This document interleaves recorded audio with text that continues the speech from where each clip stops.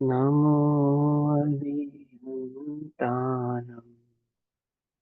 नमो सिद्धानं नमो वायुरियानं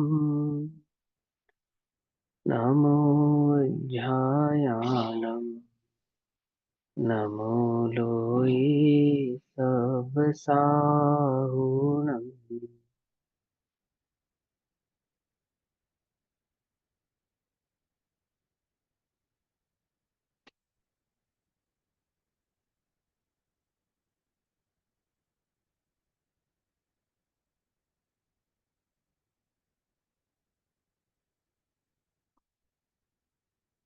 मङ्गलं भगवान् वीरो मङ्गलं गौतमो गणी मङ्गलं कुन्दकुन्दार्द्यो जैनधर्मोऽस्तु मङ्गलम्। सर्वमङ्गलमाङ्गल्यं सर्वकल्याणकारकम् प्रधानां सर्वधर्माणां जैनं जयतु शासनम्।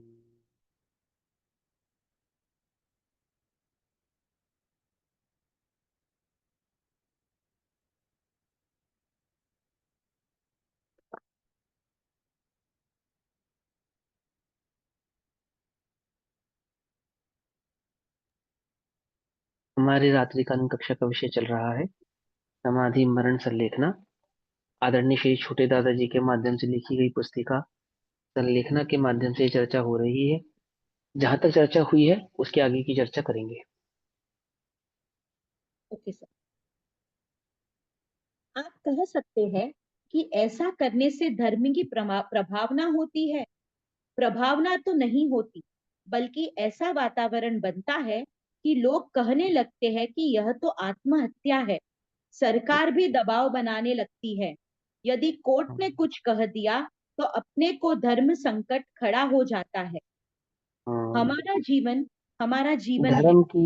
धर्म की जिस भी धर्म की रूपरेखा में रिचुअल्स में कहो या धर्म की जिन इकाइयों में सरकार की दखलंदाजी हो या किसी भी पावरफुल व्यक्ति की दखलंदाजी होती है तो उसमें किसी न किसी प्रकार की फिर अवहेलनाएं तो होती है, प्रॉब्लम्स तो क्रिएट होती हैं, हर्डल्स क्रिएट होती हैं, है ना। तो इसीलिए हमेशा से एक बात समझ में आनी चाहिए, जैसे आपकी अपनी धन संपत्ति है आप उसको उजागर नहीं करते हैं, छुपा के रखते हैं, ठीक है ना। तो आपको डर है कि कोई इसे चुरा ना ले। इसी प्रकार से धर्म एक संपत्ति है। इस धर्म की संपत्ति को छुपा के रखने का मतलब क्या है कि ये प्रदर्शन की विषय वस्तु नहीं है, ये धारण करके कल्याण करने की विषय वस्तु है।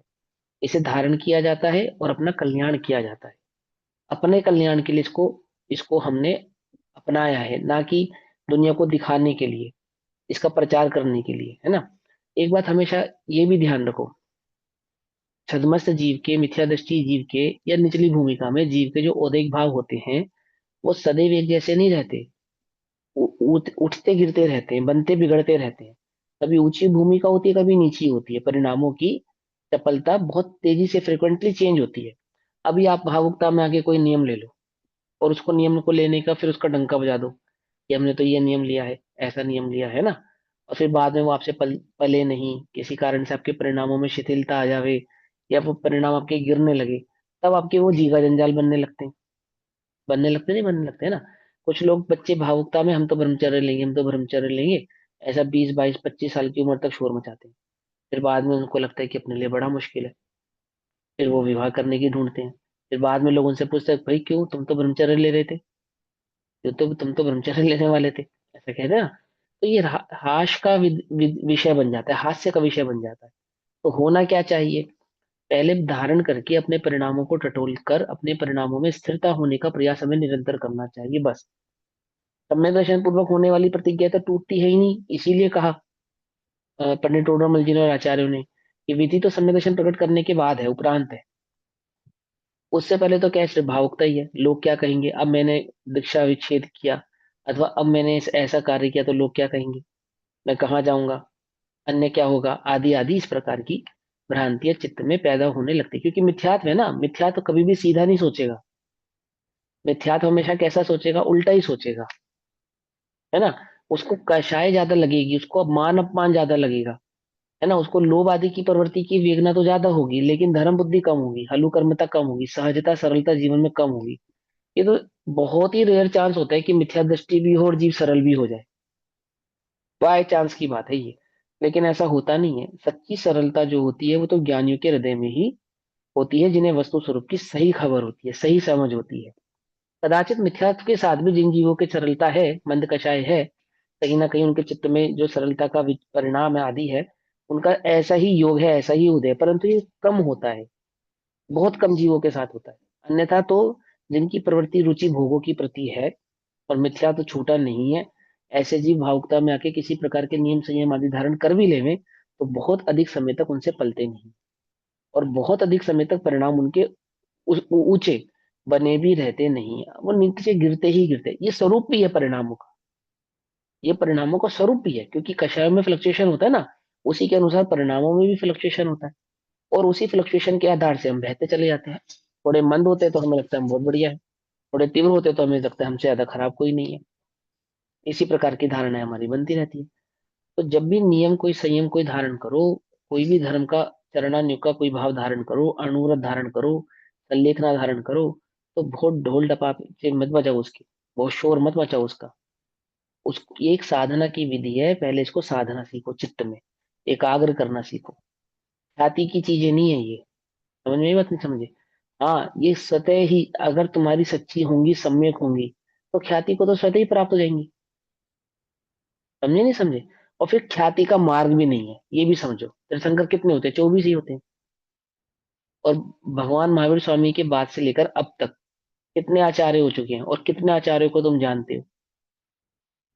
आचार्य हुए कितने हैं, साधु हुए कितने हैं, पर तुम जानते कितने हो। 700 मुनिराज, अकम्पनाचार्य, तो एक अकम्पनाचार्य का नाम हमें मालूम है, और एक सन्मति महाराज का नाम हमें मालूम है, क्योंकि उन्होंने क्या किया था, वाद विवाद किया था। बाकी 699 का नाम बताओ। 698, एक अकम्पनाचार्य और एक सन्मति मुनि, तो बाकी सागर 698 का नाम। सागर श्रुत सागर, हाँ, श्रुत सागर। विष्णु कुमार। बाकी, और बाकी सब 698 के सबके नाम मालूम, या उनका जिक्र हम करते हैं, नहीं करते, बस एक 700 आचार्य, अकम्पनाचार्य, 700 मुनि, बस ऐसा कह देते। मेरी बात समझ में आ रही है नहीं आ रही है। वो मार्ग ख्याति का है भी नहीं कि लोग हमें जाने, हमने क्या किया ये पहचाने। सिद्ध कितने हुए हैं, जानते कितनों को है कितने कोटा कोटि, कितने कोड़ा कोड़ी मुनिराजों को अर्घ चढ़ाते हो ना जाके तुम सम्य शिखर में, है ना। चढ़ाते नहीं चढ़ाते, हर टोक पे, इस टोक से इतने कोड़ा कोड़ी मुनिराज, इस टोक से इतने कोड़ा कोड़ी मुनिराज, इस टोक से इतना कोड़े कोड़ी मुनिराज। नाम पता है, कथा पता है उनकी, जीवन पता है उनका। टोक किसके नाम से पहचानी जाती है। ये आदिनाथ भगवान की टोक है, ये संभवनाथ भगवान की टोक है, ये अभिनंदन भगवान की टोक है, ये पारसनाथ भगवान की टोक है। टोक 24, और जाने वाले मोक्ष, प्रत्येक टोक से कोड़ा कोड़ी। ये ख्याति का मार्ग भी नहीं है, समझे। मार्ग ये साधना का है, आत्म साधना का है, अपने आनंद का मार्ग है। हमारे महेंद्र भैया कहते हैं, दुनिया जाए भाड़ में, निजानंद रस पियो आड़ में। क्या है ना। ये दुनिया को दिखलाने का काम नहीं है, ये आनंद का मार्ग है, सहजता का मार्ग है, सरलता का मार्ग है। इसमें स्वावलंबी हो, इसका ज्यादा प्रचार प्रसार के चक्कर में मत पड़ो, नहीं तो क्या होने वाला है। विषय चोर बहुत फिरत है, विषय चोर बहुत फिरत है ना। ये चुरा लेंगे तुम्हारे, ये शांति के धन को, सम्यक के धन को चुरा लेंगे। इसलिए इनसे बचने का सबसे बढ़िया उपाय बुद्धू बन के रहना। बुद्धू बन के रहना समझते ना। हम तो कुछ नहीं जानते भैया, हमें तो कुछ नहीं मालूम, समझे। कि कोई कहे अरे तुम तो बड़े ज्ञानी हो। सच्चे ही हम है, क्या बताओ, केवल ज्ञान के समक्ष हम क्या है, श्रुत केवलियों के समक्ष हम क्या है, अंगधारियों के समक्ष हम क्या है, अंगों के ज्ञाता के समक्ष हम क्या है, सम्यक दृष्टियों के समक्ष हम क्या है, ज्ञानी त्यागी व्रति मुनिराजों के समक्ष हम क्या है, अणुव्रतियों के समक्ष हम क्या है क्या, कुछ नहीं है, समझे। ये जो हम कुछ है, ये समथिंग, आई एम समथिंग का जो परिणाम है ना, डुबाने वाला परिणाम। और ये जो प्रचार का परिणाम है कि लोग मुझे जाने, तो ये डुबाने, ये आई एम समथिंग की भावना है कि मैं कुछ हूं, कि लोग मुझे जाने। क्यों जाने भाई तुम्हें, आत्मा को जाने या तुम्हें जाने, बोलो किसे जाने, किसे जाने? आत्मा को जाने या तुम्हें जाने? समझे? मैं अक्सर एक बात कहता हूँ, मिथ्या दृष्टि के चित्त में एक भावना व्याप्त होती है कि सारी दुनिया धर्म समझे, परंतु वह धर्म मुझसे समझे। क्या कुछ बात समझ में नहीं? सारी दुनिया धर्म के मार्ग में लगे, धर्म समझे, परंतु उसका मीडियम कौन होना चाहिए? उसका मीडियम मैं होना चाहिए। ये है सबसे बड़ी गड़बड़। कुछ बात समझ में नहीं है यार, ये बड़ी खतरनाक बीमारी है। इसको हल्के में नहीं लेना, है ना? दो चार लोगों को स्टेज पे देख के अंदर में जो परिणाम आता है, अरे हमें भी दुनिया समझे, बट डूब गए बच्चों, अब नहीं बचने वाले तुम। अब नहीं बचने वाले, इनसे बच के रहना चाहिए। तो ज्यादा ख्याति के चक्कर में ना पड़ते हुए, हम कितना जानते हैं अथवा हमने कितना किया है, इससे ज्यादा बेटर है कि आप कितने डूबे हो, आपने उसका कितना आनंद लिया है। ऐसा। चलो ये आगे। हमारा जीवन है, इसमें किसी का हस्तक्षेप नहीं है, नहीं होना चाहिए। यदि हम शांति से चुपचाप कुछ करें तो हमें कोई कुछ नहीं कहता, पर जब हम अपनी किसी क्रिया को, कार्य को भुनाने की कोशिश करते हैं, तब हजारों झंझटें खड़ी हो जाती है। सही बात है। शांति से अपने कार्य को करोगे तो कोई कुछ नहीं करेगा। बहुत ज्यादा तुम चाहोगे कि सब जाने जाने जाने, तो सब लोग उसमें इन्वॉल्वमेंट लेने लगते हैं, क्योंकि तुम चाहते हो कि वो इन्वॉल्व लें, इन्वॉल्व हो। तुम चाहते हो। तो इन्वॉल्वमेंट होना तब जब तुम चाहोगे, तो सभी भांति भांति प्रकार के जीव हैं। उसी उसी विषय वस्तु को कोई अन्य तरीके से देखेगा, कोई अन्य तरीके से देखेगा, है ना? अपने दिगंबर मुनिराजों के लिए देखो, कुछ लोग क्या कहते हैं कि नहीं होना चाहिए, ऐसा नहीं होना चाहिए, इस काल की अपेक्षा से ऐसा नहीं होना चाहिए, ऐसा कहते नहीं कहते? अब ये समय नहीं है नगन रहना का, ऐसा कहते हैं। ये भावना आज की नहीं है, चौथे काल से यही भावना है। बोलो राजा श्रेणी क्या कह रहा था? क्या कह रहा था? कि नगन नहीं होना चाहिए, अच्छा नहीं है, आपत्तिजनक है ना? और प्रथमा नित्य को कितनी कहानियां पढ़ाऊं। आदिनाथ भगवान के जमाने से शुरू हो गई थी ये बात कि भगवान आप नगन क्यों घूम रहे हैं, आप वस्त्र धारण कर लीजिए, आप ये वस्त्र ले लीजिए। कुछ बात समझ में नहीं? पीताम्बर संप्रदाय को नगनता समझ में नहीं आई, है दिगंबर है, जैन, उन निर्ग्रंथ मुनि राजों के ही अनुयायी, भगवान महावीर स्वामी के, आदिनाथ के अनुयायी कहते हैं ना अपने आप को। लेकिन ना वे स्वयं नगन रह पाए और ना भगवान को नगन रख पाए। इस बात समझे नहीं? देवदूष्य वस्त्र डाल दिया, डाल दिया नहीं डाल दिया? देवदूष्य वस्त्र फट सकता है? बोलो, देवदूष्य वस्त्र फट सकता है? बताइए क्या बोला आपने। भगवान देवदूष्य, को कैसे देवदूष्य। वस्त्र डालूं? पीताम्बर संप्रदाय में भगवान को वस्त्र पहनाते हैं ना, समझे ना? देवदूष्य वस्त्र फट सकता है क्या? कल्पना कर कर देखो। लेकिन वो नहीं, विचारने की शक्ति खत्म हो जाएगी। वस्तु स्वरूप नहीं समझोगे तो सोच विचार की जो शक्ति है ना, वो तुम्हारे बिल्कुल डंप हो जाएगी एकदम। क्यों? अब तुम्हें क्या लगता है कि खाली चौथे काल का प्रभाव है? ऐसा नहीं, भगवान आदिनाथ के समय से ही चल रहा था। नगन तो अच्छी बात नहीं, अब नगन घूम रहे, अब वस्त्र धारण कर लो। रणी क्या कह रहे थे, और अन्य अन्य जन क्या कह रहे थे? एक व्यंत्री ने एक मुनिराज के साथ क्या किया? कथा के मुताबिक उपसर्ग किया ना उनके पराहार के समय, है ना? तो ये कोई आज की बात नहीं है। इसलिए निर्ग्रंथ दिगंबर मुनिराजों का जो जो अ, वास्तविक स्थान है वो जंगल है, निर्जन वन है, अथवा ऐसी जगह जहाँ पे जो जन है, जो लोग हैं, पब्लिक है, वो बहुत कम हो, संपर्क बहुत कम हो। क्यों? बात इसलिए नहीं कि वो नगन है, बात इसलिए कि ये मार्ग ही एकाकी शांति का, सहजता का है। ये मार्ग ऐसा है ही नहीं कि भीड़ के बीच में हम चलें और भीड़ के अकॉर्डिंग चले। क्यों? जब आप भीड़ पे डिपेंड होंगे, जब आप चाहोगे कि लोग हमें जाने, तो फिर आपको लोगों के हिसाब से चलना पड़ेगा। समझे या नहीं समझे? जब आप चाहोगे ना कि लोग मुझे जाने, तो लोग मुझे कैसे पसंद करते हैं? कैसे पसंद करते हैं? तो जैसे वो मुझे पसंद करेंगे, मुझे अपने को वैसे ही प्रेजेंट करना पड़ेगा ना, करना पड़ेगा। सीधी सी बात है, क्योंकि मैं चाहता हूँ कि वो मुझे जाने।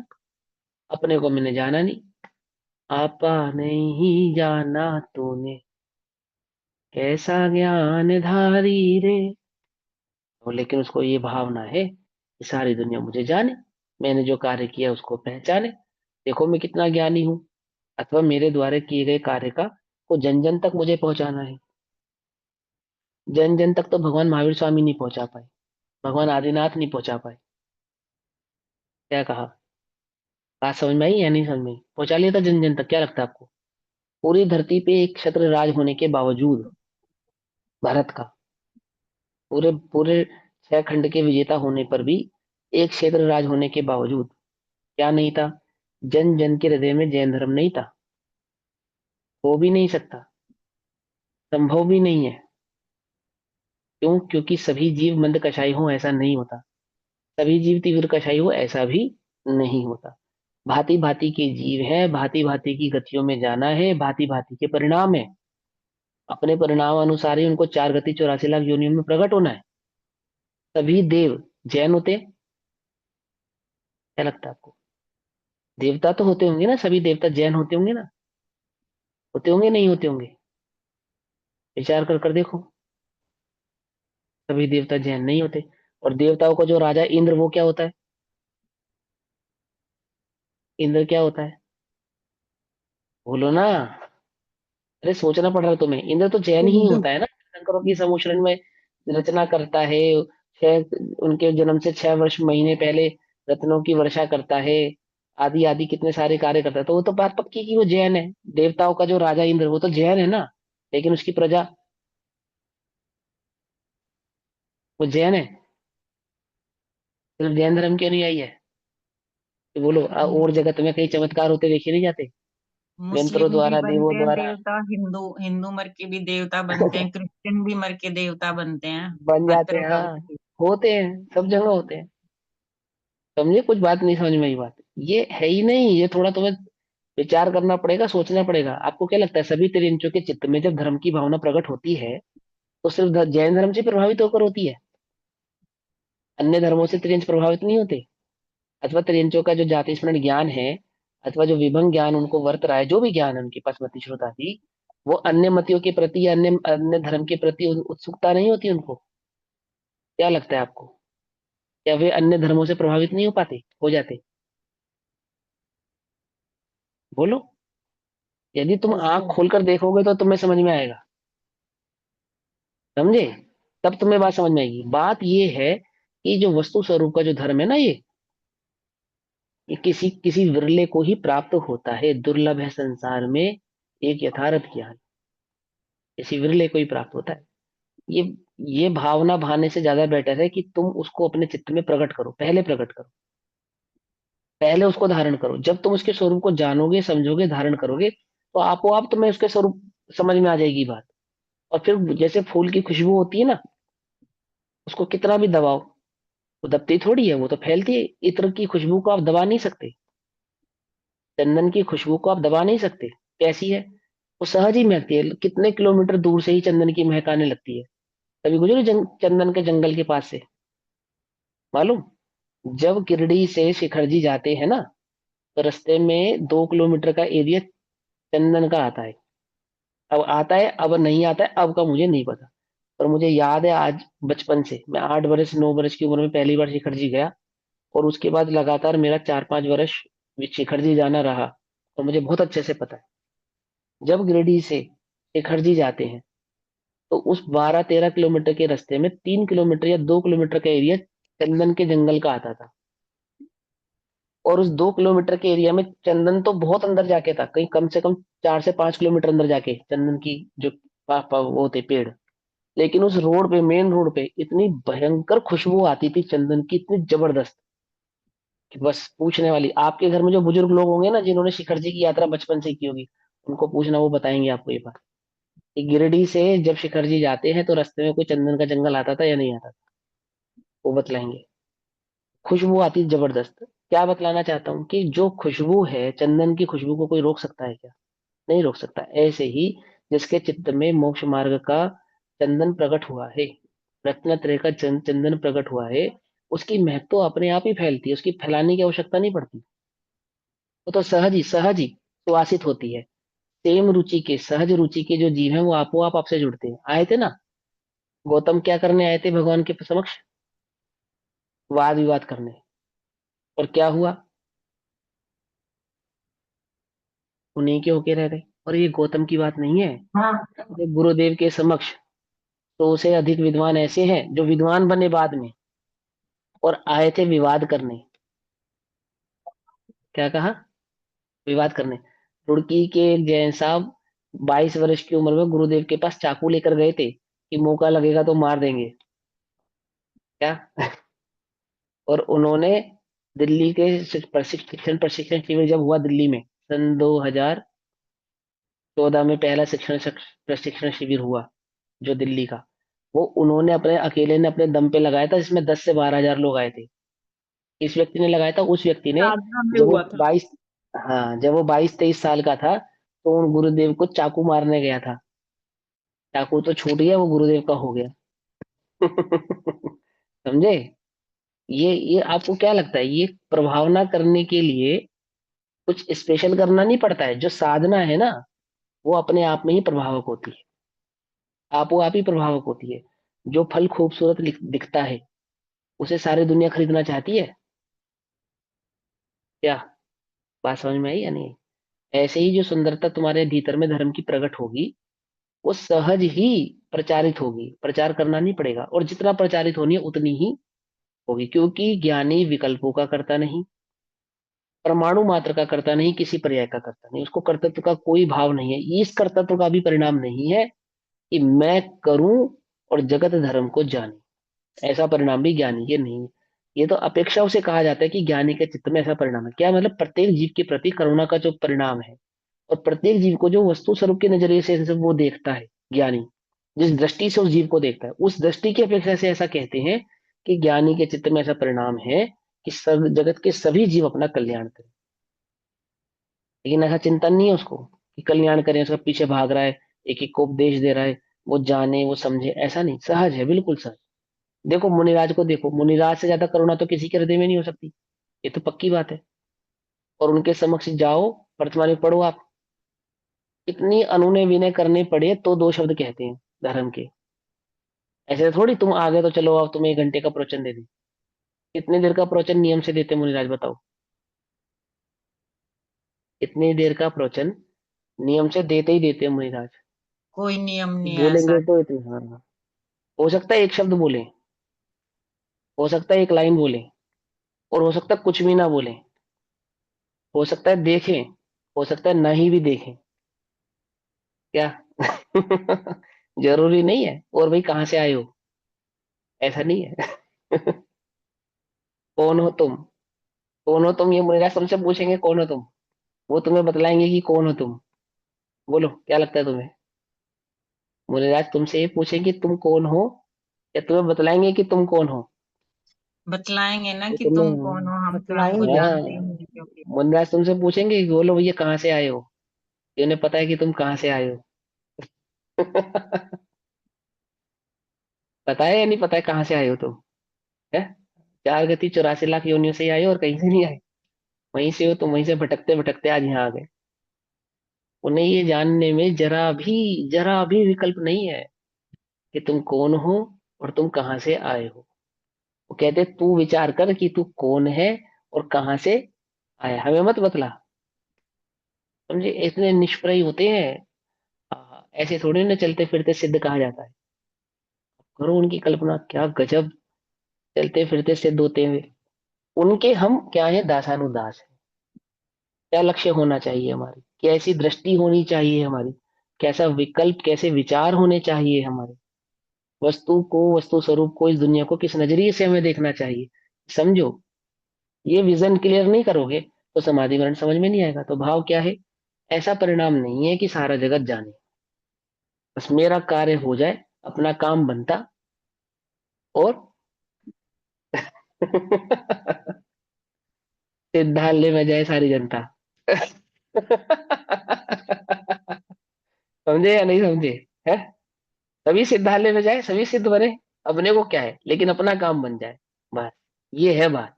ठीक, चलो ये आगे पढ़ो। सलेखना पूर्वक मरण चुनना हमारा मूलभूत अधिकार है। आप कह हम्म। सकते हैं कि जीना आपका जन्मसिद्ध अधिकार है, मरना नहीं।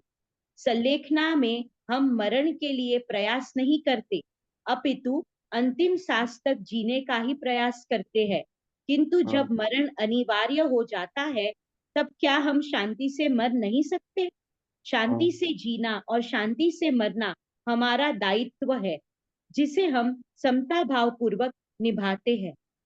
हाँ, अपने जीवित शक्ति के प्राणों से जीता हूँ, जीवन भर भी इसकी दृष्टि करना, और जब देह का वियोग हो तब भी अपने जीवित शक्ति की दृष्टि रखना। इसे कहते हैं शांति से मरना। क्या समझे?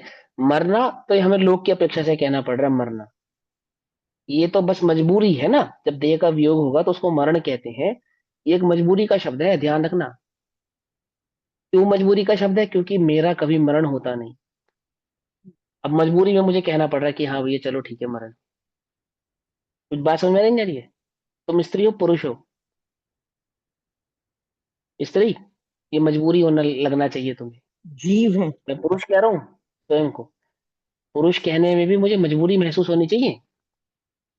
मजबूरी का शब्द है, लोक में रहेंगे ना तो लोक व्यवहार की मजबूरी निभानी पड़ेगी, कहना पड़ेगा मैं पुरुष हूँ आप स्त्री हैं। क्या वास्तव में हम पुरुष या स्त्री हैं? पुरुष और स्त्री की संगत व्यवहार भी निभाएंगे, पुरुष और स्त्री भी कहे जाएंगे। कोई पूछेगा हमसे तो ऐसे ही कहेंगे, इंट्रोडक्शन भी ऐसे ही कहेंगे। पर फील क्या होना चाहिए आपको? अपनी गरीबी, अपनी कमियां, अपनी खामियां कोई सहजता से बता देता है? सहजता से स्वीकार लेता है? बोलो, विचार कर कर तो देखो। क्या हम अपनी खामियों को, अपनी खामियों को, अरे थोड़ा सा पेट भी बाहर निकलता हो ना तो आदमी उसे छुपाना चाहता है? क्या छुपाना चाहते हैं? छुपाना चाहता है ना? या तो सांस रोक के, पेट अंदर खींच के, टाइट कपड़े पहनकर, बेल्ट लगा के, और जाने क्या क्या। और कोई कह दे कि तुम्हारा थोड़ा पेट भरा है, नहीं ऐसा कुछ नहीं है, वो तो थोड़ा बस आज थोड़ा ज्यादा खा लिया और ऐसा और वैसा। मैंने एक्सेप्ट नहीं करता। और देखो हम कितनी सहजता से एक्सेप्ट करते हैं क्या कि हाँ हम स्त्री हम पुरुष एकदम सीना तान के। अरे तुम्हें मजबूरी लगना चाहिए भाई रे भाई। कुछ बात समझ में नहीं? ऐसी ये मरण भी क्या है? ये मरण मरण नहीं है। तो मरण की ओर देख रहे हो, तुम्हें वस्तु स्वरूप समझ में नहीं आया। ये तो सहजता का मार्ग है, जब हम जीवित शक्ति के आधार से जी रहे, ये जानने के बाद जब देह की वियोगता का समय आया, वो काल आया जब इस देह से वियोग होने का समय आया, तब भी हम अपनी जीवित शक्ति को नहीं भूले। इसको कहते हैं शांति से मरना। जीवित शक्ति को नहीं भूले ना, शांति से, बिल्कुल शांति से। जब हमने कोई गलत कार्य नहीं किया तो हम बिल्कुल शांति से किसी भी प्रकार के सवाल का जवाब देने के लिए तैयार है। कुछ बात समझे? अपनी जेब में बहुत धन हो, बिल्कुल कोई कमी नहीं, अतः संपत्ति अपने पास। फिर अब धन संपत्ति किसी प्रकार की कोई टेंशन है? कोई टेंशन नहीं है, बिल्कुल सहज है हम। धन संबंधी कोई समस्या है ये देख लेंगे। अथाह संपत्ति के मालिक है ना। ऐसे ही अथाह जीवत शक्ति के मालिक होने पर जो मरण आदि के कालों के समय में किसको देखते हैं? किसको देखते हैं? बोलो बोलो। राजा को ये विकल्प करना पड़ेगा, धन कहाँ से आएगा? तो राजा है।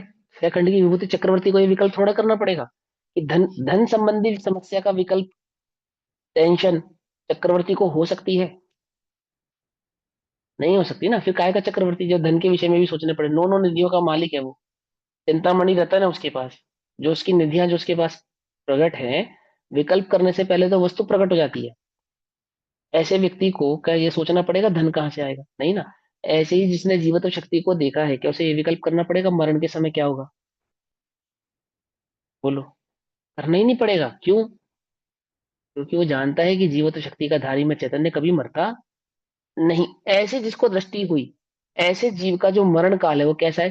सहज, जो एकदम शांत है। क्यों भैया मर रहे हो? क्या भैया, जैसा तुमको लगे। क्यों? जैसा तुमको लगे ठीक है। हमें पता है ना, जीवित शक्ति के धारी होने के कारण मेरा कभी मरण होने वाला नहीं। ऐसे जो आत्म बल पूर्वक देह का वियोग होता है, उसे कहते हैं शांति से मरना। ये तो हमारे हाथ में है, हम शांति से मरे। ठीक है ना? ऐसा चलो भाई, पढ़ो आगे पढ़ो। इस बात को हम अनेक बार स्पष्ट कर आए हैं कि जब मृत्यु एकदम अनिवार्य हो जावे, बचने का कोई उपाय शेष न रहे, तभी संलेखना ग्रहण करें। यद्यपि यह सत्य है कि हमारी अंतरंग क्रियाओं से किसी को कुछ भी लेना देना नहीं है, तथापि यह भी सत्य है कि हमारे आडंबर किसी को स्वीकार नहीं होते। अतः हम्म, आडंबरों से बचना हमारा परम कर्तव्य है। आडंबर मतलब बहुत ज्यादा दिखावा, दिखावे का काम, उसको आडंबर कहा। जो न्याय नीति संगत जो कार्य करने योग्य और होने योग्य उनको आडंबर नहीं कहा। आडंबर किसको कहा? जो जबरदस्ती का दिखावा है। उस जबरदस्ती दिखावे से तो सबको परेशानी आपके होने वाली ही है। और जो सहजता है तो सहजता है, ठीक है ना, उसमें कोई आपत्ति नहीं है। आगे। संपूर्ण समाज से हमारा विनम्र निवेदन है कि प्रभावना के नाम पर ऐसी परिस्थितियां पैदा न करें जिससे किसी को हमारे धर्म में हस्तक्षेप करने का मौका मिले। हम्म, प्रभावना के नाम पर कोई भी कार्य जब आप प्रभावना के नाम पे करो तो इस बात का 1000 बार विचार करो। क्या कि ये प्रभावना का कार्य जो मैं कर रहा हूँ, इसका हस्तक्षेप करने का, अन्य जीवों को कुछ बोलने का उसमें मौका मिलेगा या नहीं मिलेगा। जैसे ये इस संदर्भ में लिखी गई तो संलेखना के संदर्भ में, तो संलेखना का जो बहुत अधिक प्रचार प्रसार किया जाने लगा है ना। देखो आपको एक बार बताता हूँ। ऐसे मैं किसी को टारगेट करके नहीं कह रहा हूँ, लेकिन मैं आपको एक उदाहरण के रूप में समझा रहा हूँ इस बात को। गुजरात के श्वेतांबर संप्रदाय में एक संप्रदाय है। उस संप्रदाय के सभी साधु शतावधानी है। ठीक है, शतावधानी समझते हो? मालूम है शतावधानी किसको कहते हैं? नहीं? नहीं।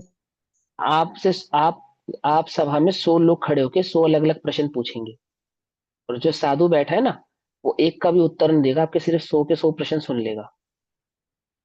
ठीक। उसके बाद वो जो 100 प्रश्न होंगे उसमें से पूछेंगे कि आपसे, साधु से पूछेंगे कि 55 नंबर का सवाल क्या था। तो वो साधु 55 नंबर के सवाल भी बताएगा और 55 नंबर के सवाल का उत्तर भी देगा, सारे 100 के 100 प्रश्न एक साथ सुनने के बाद। समझे?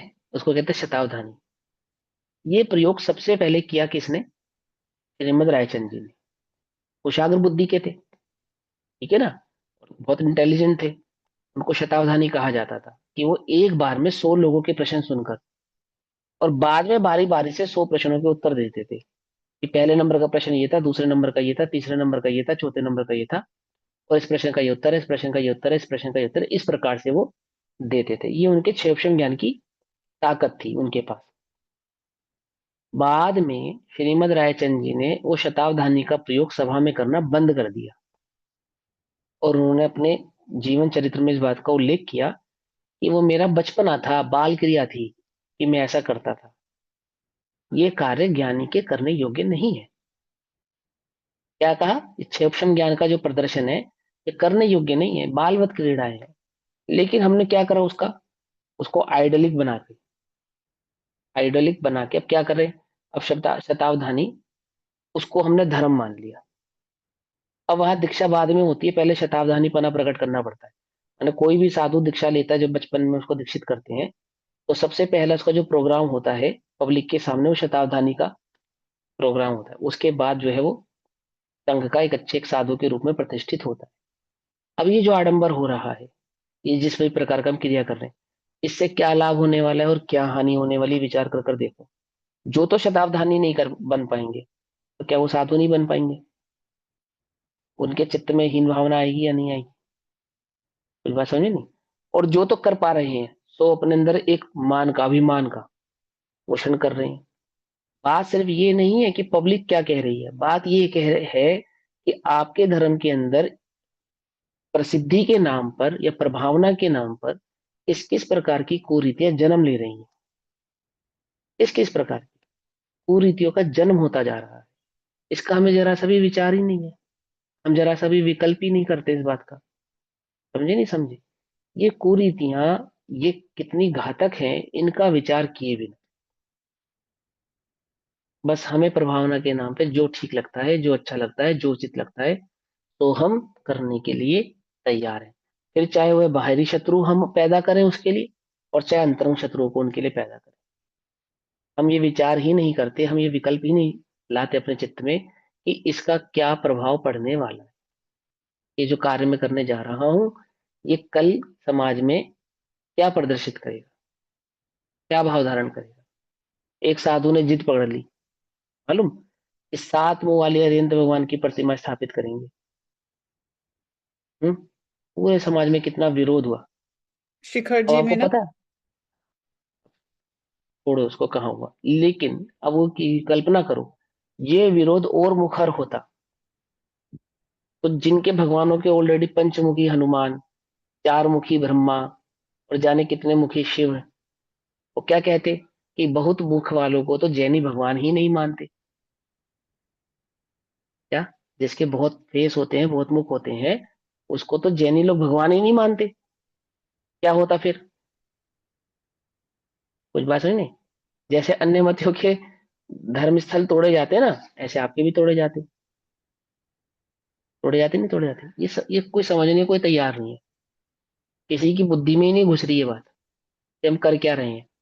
पास में दूर भगावे बुरी रीतियां सुखद रीति का करे प्रचार। बहुत शांति प्रिय धर्म है ये। तब जब वस्तु स्वरूप की दृष्टि से देखा समझा और अनुभव किया जाए तब। और जब बेमतलब की जिद और बेमतलब के प्रयास किए जाए और ऐसा विकल्प और ऐसा विचार किया जाए कि ये प्रभावना का कार्य होगा, प्रभावना का अंग बनेगा, ये तो गलत है। अब हम कर्म की बात करते हैं। नमोकार मंत्र पढ़ने से पला रोग दूर हो जाएगा, यदि चक्र विधान करने से रोग दूर हो जाएगा, अथवा भक्तामृत स्तोत्र पढ़ने से इससे अमुक अमुक प्रकार की परेशानियां दूर हो जाएगी। ये अच्छी बात है, ये बुरी बात है? क्या लगता है आपको? अगर तो किसी की दूर हो गई तो ठीक, और जिसकी दूर नहीं हुई उसका उसका क्या है? क्या नियम है कि सबकी दूर हो ही जाएगी? कोई नियम है इसका? क्यों? कर्म के आगे तो किसी की नहीं चलेगी ना। जो साक्षात धर्म की मूर्ति है, जब ऐसे स्वयं भगवानों को, स्वयं स्वयं मुनिराजों को ही उपसर्ग झेलना पड़ता है, तो तुम श्रावक होगे, तुम्हें नहीं झेलना पड़ेगा? तुम्हें क्या लगता है? तुम ज्यादा धर्मात्मा हो, मुनिराज कम धर्मात्मा है। तुम ज्यादा अच्छी भक्ति कर सकते हो, मुनिराज कम भक्ति करते हैं। सच्ची भक्ति किसकी कही है बोलो? सच्ची भक्ति किसकी कही है? ज्ञानी की भक्ति सच्ची भक्ति है ना? है या नहीं? या अज्ञानी की भक्ति सच्ची भक्ति? पंडित ओडोमल जी ने क्या लिखा कि लोक में अज्ञानी ज्ञानियों से अधिक भक्ति करते हुए देखे जाते हैं। क्या समाधान किया उन्होंने? होता ही नहीं है, हो ही नहीं सकती। जिसे जिसे देव की खबर समझ ही नहीं है, सच्चे देव के स्वरूप ही नहीं मालूम क्या है, वो भगवान की भक्ति कैसे कर सकता है? बतलाओ। तुम्हें भक्ति करनी है किसकी? भगवान की। भगवान कौन है जरा बतलाना, क्या है उनका स्वरूप? लोक में कोई अरबपति हो और गरीबों की सभा में आप उसे मात्र करोड़पति कह के इंट्रोड्यूस कराओ। क्या कहा? गरीबों की सभा में अरबपति को क्या कह के इंट्रोड्यूस कराया आपने? करोड़पति। तभी बहुत महिमा आ रही है, वो करोड़पति। लेकिन उस अरबपति से पूछो उसको कैसा लगा, पूछो उसको। वो कहेगा जनाब आपने हमारी इंसल्ट कर दी, बेइज्जती कर दी आपने हमारी। कैसे बेइज्जती कर दी? हम है अरबपति और आपने कहा हमें करोड़पति। लेकिन सब तो बड़े आश्चर्यचकित हो रहे थे कि वो छोड़ो सब क्या हो रहे थे, हम अरबपति है। वो क्या कहेगा? जब करोड़पति सुन के वो इतने आश्चर्यचकित हो रहे हैं तो अरबपति सुन के कितना होते। उसकी दृष्टि कहाँ रहेगी? बात समझ में ही नहीं आई? तो ये तो लोक में है। लोक में कोई अपने गुण के स्तर से नीचे गिर के अपनी प्रशंसा सुनना पसंद नहीं करता। और जब तुम त्रिलोकी नाथ की भक्ति कर रहे हो, उन्हें तो तुम्हारी प्रशंसा से और अप्रभावना और अप्रशंसा से कोई लेना देना नहीं। लेकिन जिसकी तुम भक्ति कर रहे हो उसके स्वरूप का तुम्हें ज्ञान ही नहीं है, और तुम कह रहे हो कि हमने उनकी भक्ति सच्ची करी है। कैसे कर सकते हो बोलो? कैसे कर सकते हो? कर ही नहीं सकते। सच्चा स्वरूप जाने बिना तुम उस व्यक्ति का सच्चा इंट्रोडक्शन या सच्ची भक्ति कर नहीं सकते, कर ही नहीं पाओगे। पॉसिबल ही नहीं है। क्या बतलाओगे उसके बारे में? क्या बतलाओगे? देवागम स्तोत्र पढ़ा?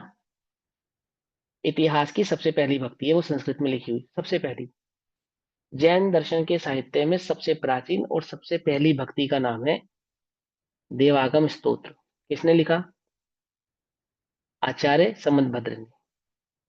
क्या लिखा उन्होंने पहली कारिका में, सबसे पहली कारिका में? कि तीन छत्र हैं, तीन उंगल आप आकाश में विराजमान हो, आपके शरीर पे पसीना आदि नहीं आता है, आपका रक्त लाल नहीं है, सुगंधित सुवास हो, और सौ इंद्र आपको नमस्कार करते हैं।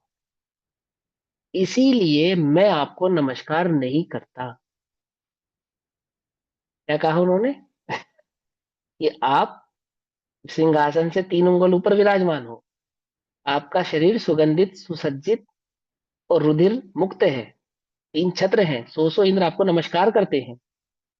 देव दुन्दुभि आदि इतने आश्चर्य समोचरण में नजर आते हैं, इसलिए मैं आपको नमस्कार नहीं करता।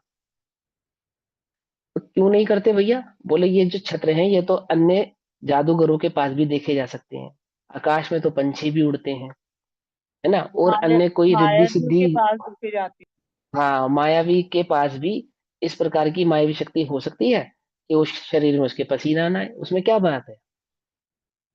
हाँ लेकिन आप वीतरागी हो, वीतरागी हो, ये वीतरागता ये मुझे अन्य कहीं देखने को नहीं मिलती है, इसलिए मैं आपको नमस्कार करता हूँ।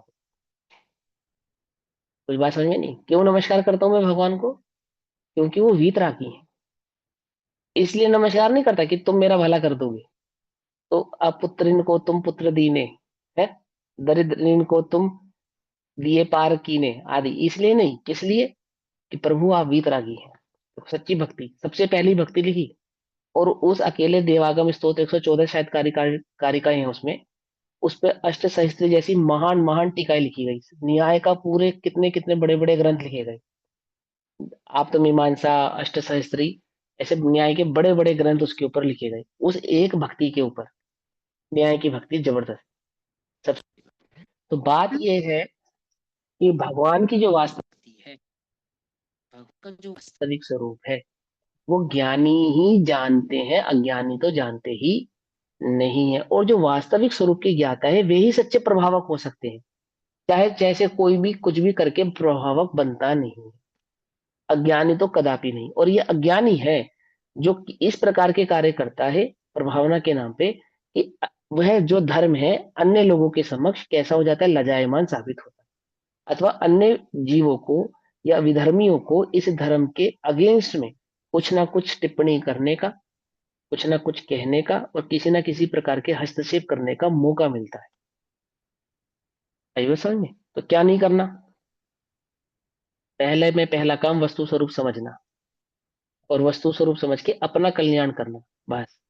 अपने सही कल्याण के मार्ग पे चलोगे, प्रभावना ऑटोमेटिकली होगी ही होगी, ऐसा। चलो भाई आगे पढ़ो। जिन्होंने इसे महोत्सव कहा है, उन्होंने भी महान मुनिराजों पर आए संकटों की, उपसर्गों की चर्चा करके संकटग्रस्त सल्लेखनाधारियों को ढांढस बंधाया है। अतः वहां उत्सव जैसी कोई बात नहीं है। हाँ तो तुम्हारे ये कौन दुख है, वस्तु स्वरूप विचारो भाई, है ना। जो बड़ा समाधि मरण है ना वो पढ़ोगे आप, तो उसमें यही बतलाया गया है कि किन किन मुनिराजों पे किस किस प्रकार से उपसर्ग हुआ, और इतने इतने प्रकार के उपसर्ग होने पर भी देखो उन्होंने कितनी शांति और कितनी वीरता के साथ इस देह का त्याग किया। ऐसा कहकर जो समाधिस्थ जीव है, छपक जीव है, उसको हिम्मत दिलाते हैं, साहस बंधाते हैं। उसमें क्या महोत्सव की बात है? ठीक है ना, कौन से महोत्सव के नेग्लेक्ट कर रहे हैं? जिसको दुनिया ने महोत्सव बना रखा है उस महोत्सव का नेग्लेक्शन है यहाँ पे। वास्तविक महोत्सव तो है ही उस जीव के पास, अन्य के पास तो है ही नहीं। क्योंकि सच्ची महोत्सवता क्या है? अंतर में परिणामों की जो उत्सुकता है, प्रसन्नता है, चित्त में जो एकाग्रता है, वो वास्तविक महोत्सव है। तो अपनी कल्पना कर कर देखो, तुम समाधिस्थ हो, कैसा होना चाहिए तुम्हारा चेहरा और कैसा होना चाहिए तुम्हारा चित्त?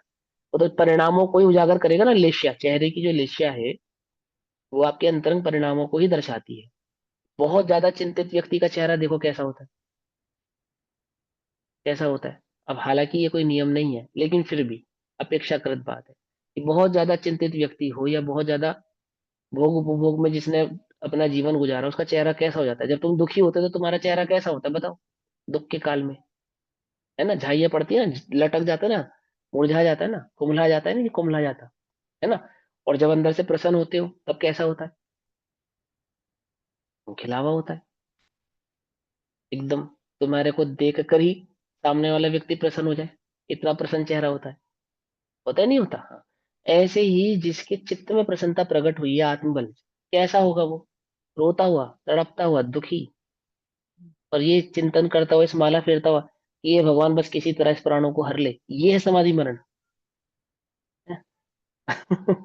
ये समाधि मरण नहीं है। कब देह छूट गई पता भी नहीं चला, क्योंकि देह छूटने की दृष्टि नहीं थी। समझे या नहीं समझे? दृष्टि किसकी थी? स्वभाव की, स्वभाव के बल की, अथवा अरिहंत भक्ति की, अरिहंत में चित्त में समर्पण की, वो थी। जीवन जीवन भर भी वही था और मरण में भी वही था। जैसे जिया ऐसे मरण हुआ। ना जीवन में भय था और ना मरण का कोई भय।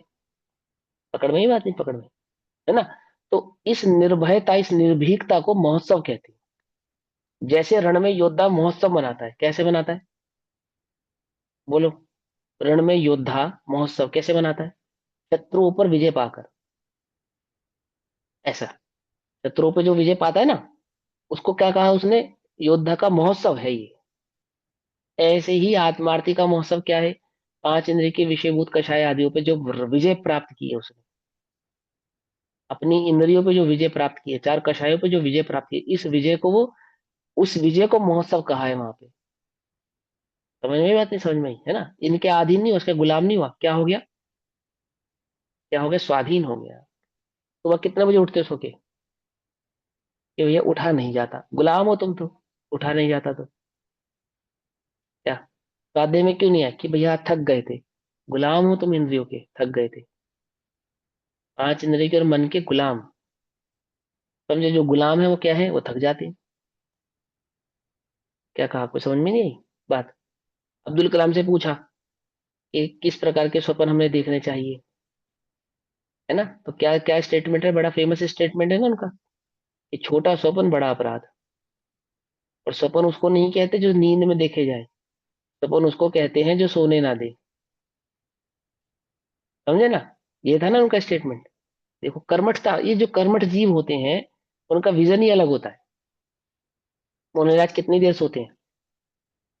एक पहर, रात्रि के अंत में, दोपहर। है ना। ये दो पहर मैक्सिमम, समझे ना। एक पहर, डेढ़ पहर, मैक्सिमम दो पहर, बस दो पहर में कितना समय होता है? 3 घंटे। एक पहर में तीन लगभग घंटे लगभग लगभग लगभग लगभग, नहीं, थोड़ा कैलकुलेशन में गलती है। दो पैर नहीं सोते, वो दूसरे पैर की, नहीं भैया, एक दूसरे पैर पैर के, सोते हैं बस, हाँ मैक्सिमम। हाँ, दूसरे पैर में एक पैर सोते हैं। हाँ, दूसरे पैर में रात्रि बस के एक दूसरे पैर पैर में, सोते हाँ, रात्रि के दूसरे पैर में एक पैर सोते, मतलब 3 घंटे हैं। दिन के मैक्सिमम। 3.5 घंटे बस। मैक्सिमम, मैक्सिमम है ये। और वो मैक्सिमम भी सोते नहीं है, ये भी उपचरित कथन है। उनके अंतरंग में जो उनके विचार है, जो उनके स्वप्न है, जो उनका चिंतन है, वो वहां उस नींद में भी जागृत है। जागृत है क्यों? क्योंकि विजन इतना जबरदस्त है। समझे नहीं समझे? आत्मार्थी ऐसे इंद्रियों से थकता नहीं है, उसने इंद्रियों पे विजय पाई है। इंद्रियों ने आत्मार्थी पर विजय नहीं पाई है, पा भी नहीं सकती। समझ में बात, नहीं समझे? कोई रसना इंद्री, कोई घ्राण इंद्री, कोई स्पर्शन इंद्री, कोई चक्षु इंद्री आत्मार्थी को क्या नहीं करती? विचलित नहीं करती। कितनी सुंदर स्त्री समक्ष आके खड़ी हो जाए, मुनिराजों के नेत्र उस पर टिकते नहीं है। सिर्फ मुनिराजों के, सेठ सुदर्शन था ना, सेठ सुदर्शन, वो जो रानी उस पर मोहित हुई थी, सर्वांग सुंदर रानी थी वो। एक तो रानी और सुंदर, और सेठ पर क्या हो गई? मोहित हो गई। और सेठ ने क्या नहीं किया? नजर उठाकर भी नहीं देखा। क्या है इसे, क्या कहा? क्या है ये? इंद्रिय विजय। कौन सी इंद्रिय विजय है ये? स्पर्श इंद्रिय विजय तो है ही। नेत्र इंद्रियों की चपलता पर कितनी विजय है, कि जिसे हम चाहेंगे उसे हम देखेंगे, चाहे जिसे हम नहीं देखेंगे। बोलो, घर सुंदर है इसलिए हमारे नेत्र उसे देखेंगे, ये जगत में आमुक वस्तु सुंदर है इसलिए हमारे नेत्र उसको देख रहे हैं, टिक गए हैं, या ये हमारे नेत्रों पे हमें कंट्रोल होना चाहिए कि हमारे नेत्र किसे देखेंगे? कुछ बात समझ में, या नहीं? आपकी दृष्टि वहां क्यों चली गई? आपकी दृष्टि किसी पुरुष पे अथवा किसी स्त्री पे ऐसे कैसे चली गई? ऐसे चली गई कि वो सुंदर थी इसलिए, इसलिए चली गई। आपके कान किसी की बुराई सुनने के प्रति उत्सुक कैसे हो गए? अथवा कोई कोई विकथा सुनने के प्रति उत्सुक कैसे हो गए? आपका आपके कानों पे कंट्रोल नहीं है? बोलो। कि वो बात ही कुछ ऐसी थी, कैसी थी? कि मेरे कान वहां अटक गए। ओह, यानी तेरा कान उस बात के अधीन है, तेरा नेत्र उस व्यक्तित्व, उस सुंदरता के अधीन है, तेरी घ्राण, तेरी रसना, तेरा स्पर्शन, इंद्रिय उस सुख के अधीन है। जो अधीन है वो स्वाधीनता की बात करते हुए नहीं अच्छे लगते, ना स्वाधीनता के मार्ग पे आगे बढ़ सकते हैं। मेरे कान क्या सुनेंगे ये मैं निश्चित करूंगा। मेरी आंखें क्या देखेंगी ये मैं निश्चित करूंगा। मेरी है ना, मेरी नहीं है, चिंता नहीं करो।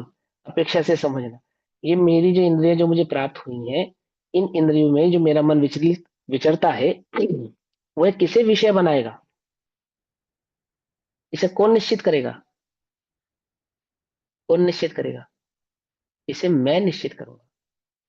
इसे अन्य कोई निश्चित नहीं करेगा। किसी ने आके बताया, क्या बताया कि XYZ स्पॉट में खड़ा होने वाला चाट वाले भैया की चाट बहुत टेस्टी है।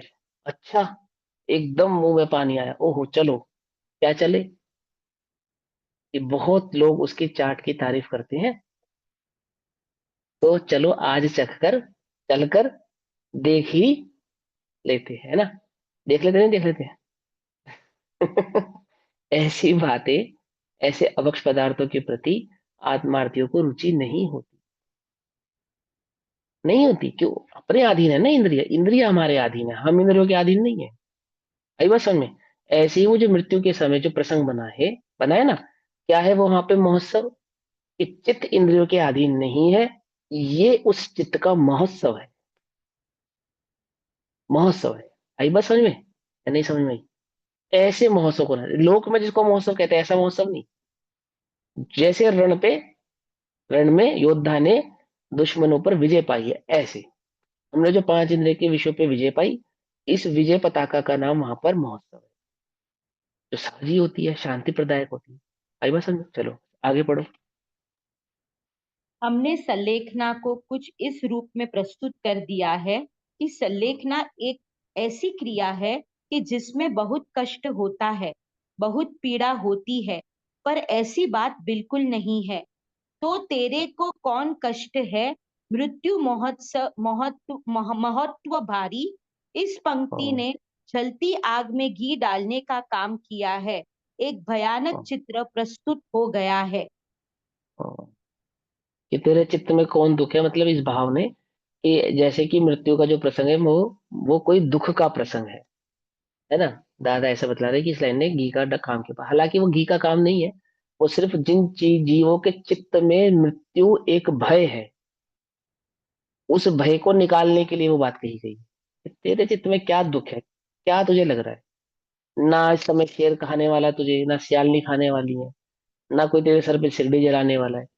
एक मुनिराज को चारों तरफ रुई लपेट के आग लगा दी गई, लगा दी गई कि नहीं? कितने मुनिराजों को घानी में पेल दिया गया, सूली पे जिंदा चढ़ा दिया गया, जानवरों के समक्ष जिंदा जला खा खिला दिया गया, ऊंची पहाड़ की चोटियों से गिरा दिया गया, चींटियां नोच नोच कर खा गई। कुछ बात समझ में आई या नहीं? तेरे जिए कौन दुख है?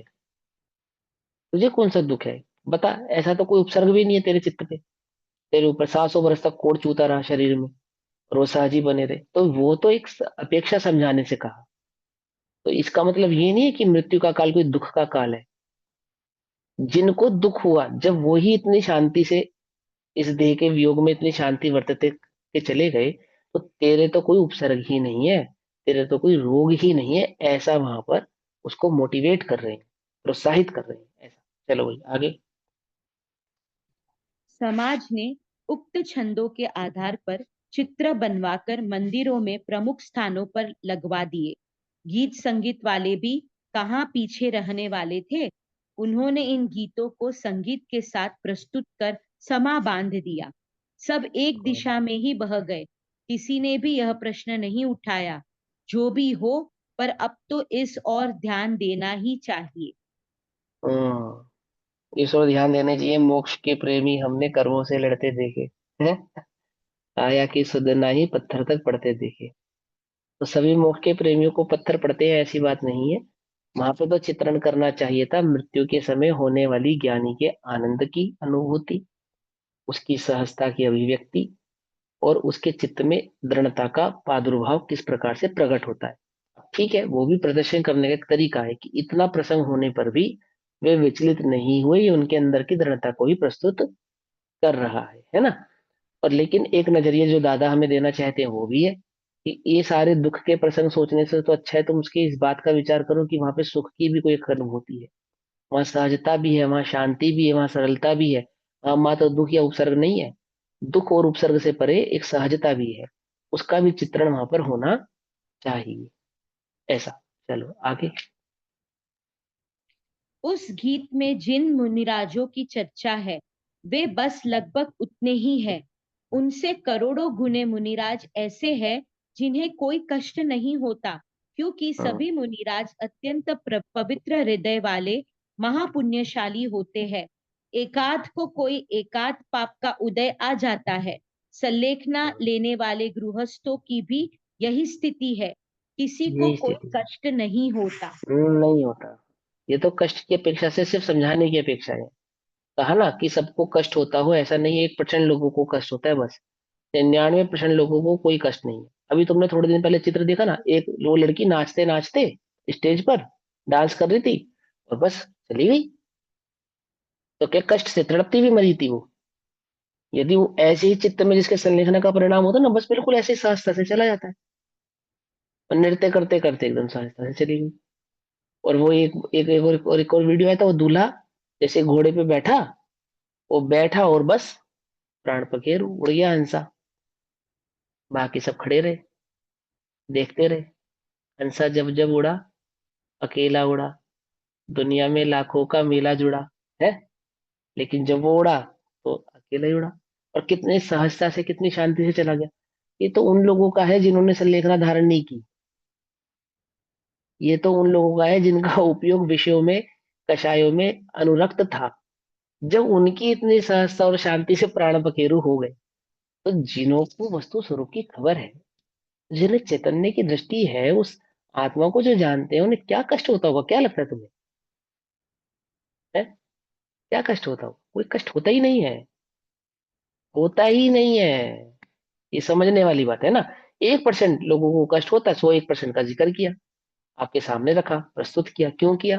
कि यदि कोई प्रसंग आपके जीवन में बने तो भी सहज रहना, और इस प्रकार की मिथ्या कल्पना के कारण कभी संलग्न धारण ना करो कि बहुत दुख होगा, बहुत तकलीफ होगी। बोले ऐसा कुछ होने वाला नहीं।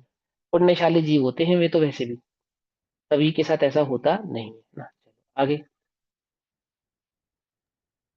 यदि हम सावधान रहे और सॉरी, पंडित सदा सुखदास जी के उदाहरण में जिन कष्टों की चर्चा की है वे सभी को होंगे ही, ऐसा नहीं है। कभी कदाचित किसी को हो जावे तो क्या करे, तदर्थ मार्गदर्शन दिया है। सभी को होते हैं ऐसा नियम नहीं है, और कदाचित किसी के हो जाए तो उसका मार्गदर्शन किया है कि भाई देखो, तुम्हारा जो कष्ट है और जिनको कष्ट हुआ उनकी तुलना से अपने को नाप कर देख लो। जैसे जैसे युद्ध में वीरों की कथा सुनाई जाती है ना, गाथा सुनाई जाती है। युद्ध में जाने से पहले एक एक गाथा सुनाई जाती है। ठीक है ना, क्या कहते हैं उसका, एक अच्छा सा नाम है बहुत, शौर्य गाथा। तो क्या कह रहे, उस शौर्य गाथा में क्या करते हैं कि वो जो वीर लोगों ने युद्ध किया और उसमें जो उन्होंने अपना साहस दिखाया, उस साहस का वहां पे बखान किया जाता है, ताकि अब जो युद्ध करने जा रहा है ना, यदि उसके समक्ष कोई ऐसी परिस्थिति आ जावे तो डरे नहीं, घबराए नहीं। ऐसे वो वीर गाथा का उद्घोष किया जाता है उसके चित्त में कि भाई घबराना नहीं, डरना नहीं। क्यों? अंदर में भय है, मृत्यु के प्रति अंदर में भय है। भय 4 प्रकार की संज्ञा है, उसमें भय नामक संज्ञा इस जीव को निरंतर बनी रहती है। 7 प्रकार के भय निरंतर ही बने रहते हैं, ऑलवेज बने रहते हैं। अब क्या होगा, कल क्या होगा, कैसे होगा, कैसे नहीं होगा, है ना। ऐसे इस लोक का भय, परलोक का भय, धन संपदा का भय, आदि आदि, अकस्मात भय, अकस्मात रोग भय, मृत्यु भय, आदि आदि, इस प्रकार के भय निरंतर बने रहते हैं। तो उन भयों से निर्भीक करने के लिए, निशंक करने के लिए इस प्रकार के प्रसंग उदाहरण दिए जाते हैं। ठीक है ना। अभी कितना रह गया ये? So we are on page number 41, 42, 43, 44, हाँ चार ठीक है, पेज। ठीक है, अभी तो बहुत है। ठीक है, तो अभी तो समय हुआ, बाकी चर्चा हम कल करेंगे। तब तक के लिए सभी को जय जिनेन्द्र। ओम नमः सिद्धेभ्यः। निज निधि निज में बताई, यह अनंत उपकार है, उसके लिए जिनवाणी माँ को वंदना शतबार।